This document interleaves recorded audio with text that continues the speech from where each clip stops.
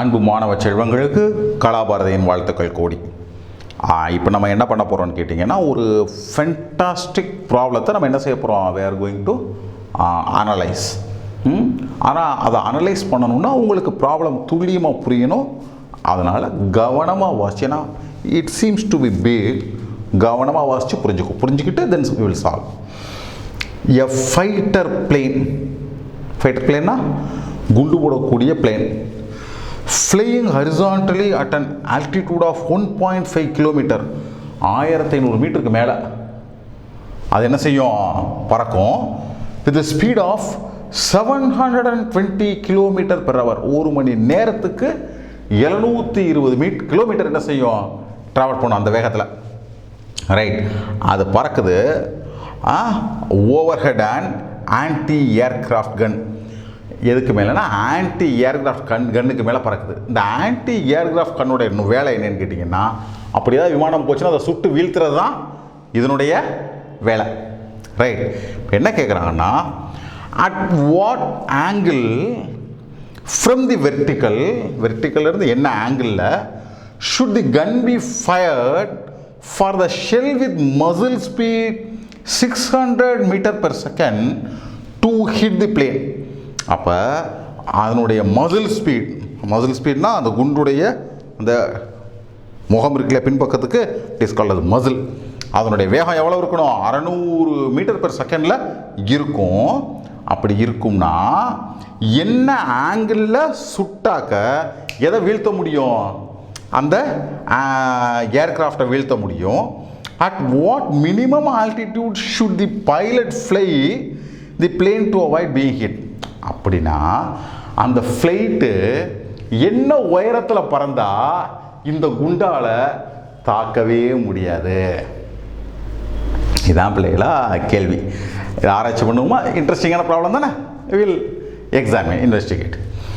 பாருங்கள், இதான் பிள்ளைங்களா அந்த ஃப்ளைட்டு, சரிங்களா? This is fighter plane. இது என்ன வேகத்தில் போகுது, 720 km/h போகுது. அதை நான் மீட்டர்/s மாற்றிட்டேன், சரிங்களா? It is very simple. 5/80 பெருக்குனீங்கன்னா மீட்டர்/s மாறிடும்.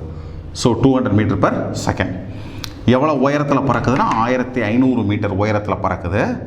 ரைட், இங்கே தான் என்ன இருக்குது, இந்த ஆன்டி ஏர்கிராஃப்ட் கன் இருக்குது. இங்கே தான் என்ன செய்ய போகிறாங்க, சுட போகிறாங்க. இப்போ நேராக சுட மாட்டாங்க. அப்படி போகுதுன்னா இந்த ஆங்கிளில் சுடுவாங்க. சுட்டால் என்ன நடக்கும்னா, இந்த ஃப்ளைட்டு என்ன வேகத்தில் போதோ அதே ஹரிசாண்டல் வெலாசிட்டியில், அண்டர்ஸ்டாண்ட், இப்படி போகும்போது 2 வெலாசிட்டி இருக்கு இல்லையா, அதே ஹரிசாண்டல் வெலாசிட்டியில் போய் போய் போய் போய் போய் போய் ஒரு இடத்துல அது என்ன செஞ்சிடும், இந்த பிளேனுங்க வரும்போது, ரைட், பிளேனுங்க வரும்போது ஹிட் பண்ணிடும். இதான் பிள்ளைங்களா எய்ம். அப்போ என்ன நோக்கம்னா, இந்த ஷெல்லுடைய வேகம் அதனுடைய ஹரிசாண்டல் வெலாசிட்டி ஃப்ளைட்டுடைய வெலாசிட்டிக்கு ஈக்குவலாக இருக்க வேண்டும் குண்டு தாக்கணும்னா. So for shell to hit, velocity of plane should be equal to velocity of shell sin phi. புரியுதுங்களா இதனுடைய வேகம்?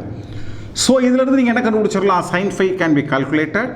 velocity of plane 200, shell it is பிள்ளைகளா 600. எவ்வளோ கொடுத்துருக்காங்க, 600. ஸோ 200/600 1/3. அப்போ ஆங்கிள் 19.5 டிகிரி. இதனுடைய அர்த்தம் புரிஞ்சுக்கோங்க பிள்ளைங்களா. 19.5 டிகிரி வெர்டிக்கல்லிருந்து, பொதுவாக ஹரிசாண்டலில் சொல்லுவோம், இது குண்டு கன்னுங்கிறதுனால வெர்டிக்கல்லேருந்து சொல்கிறாங்க. 19.5 டிகிரியில் 600 மீட்டர் ஒரு வினாடிக்கு வேகத்தில் இந்த குண்டு போச்சுன்னா ஃப்ளைட்டு என்ன வேகத்தில் போதோ அதே ஹரிசாண்டல் வெலாசிட்டியில் போகும். இப்போ ஹிட் பண்ணிடும்ல, அதுக்காக. இப்போ இது எவ்வளோ மேக்ஸிமம் ஹைட்டு போகும் அப்படிங்கிறதுக்கான எக்ஸ்பிரஷன் என்னன்னு கேட்டிங்கன்னா, u² sin² θ/ 2g. இது பல தடவை படிச்சிருப்போம். ஆனால் இந்த இதில் என்ன தெரிஞ்சுக்கணுன்னா, அந்த தீட்டாங்கிறது ஹரிசாண்டலிருந்து வரக்கூடிய ஆங்கிள். இங்கே நம்மளுக்கு அது தெரியல, நம்ம எப்படி எதை பயன்படுத்திக்கிட்டு இருக்கோம். நீங்கள் தேவையான அதை பயன்படுத்திக்கலாம். திஸ் இஸ் 19.5னா தட் இஸ் 90 - 19.5 அப்படி நீங்கள் பயன்படுத்திக்கலாம். அதில் ஒன்றும் தப்பு இல்லை. அதர்வைஸ் நீங்கள் என்ன செய்யலாம் கேட்டிங்கன்னா, இந்த 5லேருந்து தீட்டாவை கண்டுபிடிச்சிக்கலாம். This theta is equal 90 - 5. நீங்கள் அப்படி செஞ்சாலும் எனக்கு ஒன்றும் தப்பு இல்லை. So this is sin square theta. So theta is 90 minus 5. 90 minus 5 is cos 5.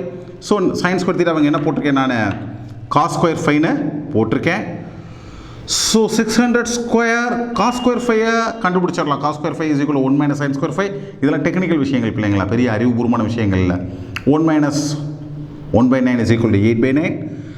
So cos square 5 கண்டுபிடிச்சிடலாம், வேல்யூ கண்டுபிடிச்சிடலாம். 16,000 மீட்டர்.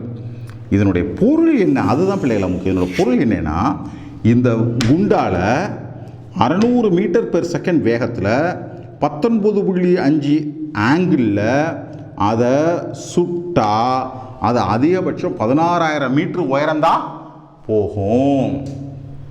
எனவே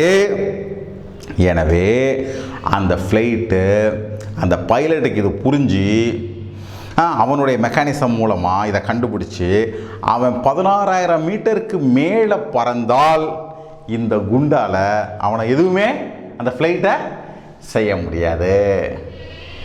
அவ்வளோதான் பிள்ளைங்களா. ரைட், ஐ திங்க் கண்டிப்பாக இதை என்ஜாய் பண்ணியிருப்பீங்க. ஏதேனும் சந்தேகங்கள் இருந்துச்சுன்னா கமெண்ட் பாக்ஸில் கமெண்ட் பண்ணுங்கள், எங்களுக்கும் தெரியும். சேனலுக்கு சப்ஸ்கிரைப் பண்ணுங்கள், எல்லாருக்கும் சொல்லுங்கள். உங்கள் அனைவருக்கும் கலாபாரதியின் அன்பு வாழ்த்துக்கள்.